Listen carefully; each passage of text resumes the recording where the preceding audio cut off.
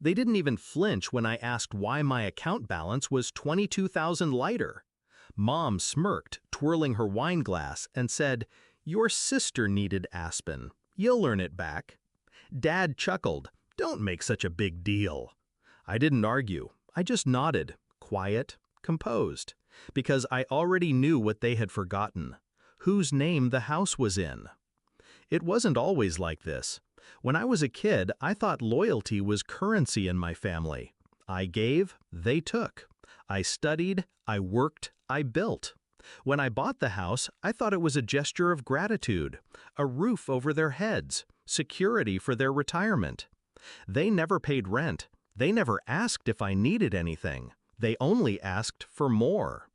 At first, I ignored the little things, the borrowed cash that never returned, the car mysteriously in my sister's name, the vacations I was expected to fund.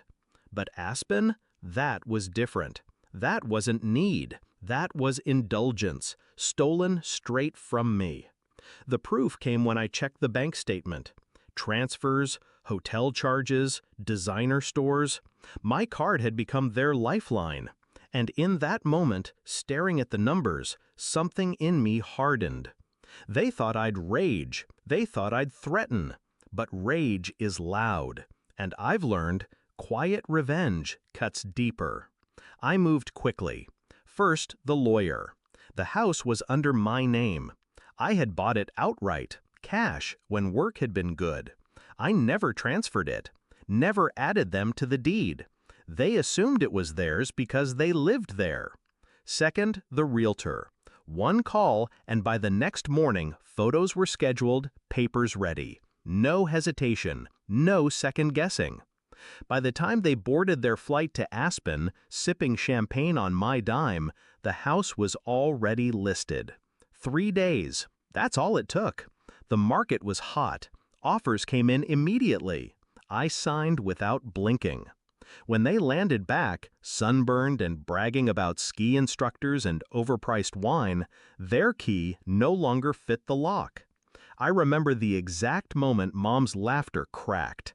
She stood on the porch, bags at her feet, mascara smudged from the flight. Dad jiggled the key again, swearing under his breath. I stepped out of the car, leaned against the doorframe, and held up the deed. "You don't live here anymore." Silence, heavy, sharp. Mom's voice was a whisper. "You wouldn't." I smiled. "I already did." They screamed then, first at me, then at each other, accusations flying, panic setting in as reality carved its way into their bones. "Where will we go? What about our things? How could you?" Every question only proved what I had always known. They had never seen me as family, just as a resource. The best part? I didn't even sell it to strangers. I sold it to a developer. The house would be gone within weeks, demolished, erased. It wasn't just eviction, it was extinction of the little empire they thought they controlled. Dad tried one last time, his voice trembling with anger dressed as authority. "We're your parents, you owe us." I looked him dead in the eye. Calm, cold. "You drained 22,000 without asking. That was the moment you stopped being parents. That was the moment you became thieves." He shut up after that. I didn't celebrate. I didn't need to. Justice doesn't always roar. It settles in your chest, steady and warm. When the movers hauled their belongings out onto the curb, I didn't watch. I didn't care. I had already detached. They called me heartless, but the truth is simple. Heartless would have been to keep letting them use me until nothing was left. I chose myself, finally. Now, when I check my bank balance, it's whole. And when I drive past that street where their house once stood, I feel nothing but relief. Because sometimes the cleanest revenge isn't fire or fury, it's subtraction. Removing the parasite and watching how quickly it withers without you. And that's the part they'll never understand. They thought they'd always win because I loved them.